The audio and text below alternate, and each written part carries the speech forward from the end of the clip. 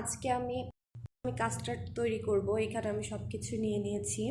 এখন ফলগুলো কাটবো সুন্দর করে। আসসালামু আলাইকুম। লাইভে যাওয়ার জন্য অনেক চেষ্টা করলাম, কিন্তু তারপরে লাইভে যেতে পারিনি। জানি না কি প্রবলেম হয়েছে, ওই জন্য আমি এখন ভিডিও করে নিচ্ছি, আপনাদের সাথে শেয়ার করব। অনেকবার চেষ্টা করছি, তারপরে লাইভে যেতে পারিনি। 2-1 সেকেন্ড লাইভ হয়ে বারবার কেটে যাচ্ছে। তো আমি এখানে কাস্টার্ড তৈরিতে এই কাস্টার্ড পাউডারটা ইউজ করব। তারপর আমি আলমারাইয়ের এই দুধ ইউজ, আলমারাই অনেক ভালো একটা ব্র্যান্ড। এখানে আমি কয়েক রকম ফল নিয়েছি, আর সাথে বাদামও ছিল, এগুলো আমি ব্যবহার করব। ফার্স্টে আমাদেরকে দুধটা জাল দিয়ে নিতে হবে। জাল দেওয়ার পর ঘন হয়ে আসলে, যখন বলক উঠবে, তখন আমরা চিনি দিয়ে দিব। চিনি দিয়ে নাড়তে থাকবো।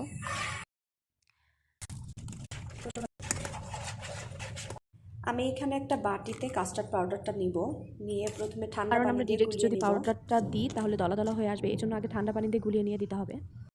এই যে আমি এটার মধ্যে ঠান্ডা পানি দিয়ে দিছি, কালারটা একদম চেঞ্জ হয়ে গেছে। তাই এইগুলো হলো দুধের মধ্যে দিয়ে দিচ্ছি। আর আমি পরিমাণ মতো ভ্যানিলা এসেন্স ইউজ করব। এখন কিন্তু একটুও থামা যাবে না, নাড়তে থাকবে। এটা কিন্তু না নাড়লে দলা দলা হয়ে আসবে, এই জন্য এটা আমাদেরকে নাড়তে হবে।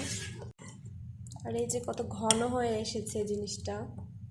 এরপর আমি অনেক ব্যস্ত হয়ে গিয়েছিলাম, ভালোভাবে আমি ভিডিও করতে পারিনি, কারণ বাসায় গেস্ট আসছিল।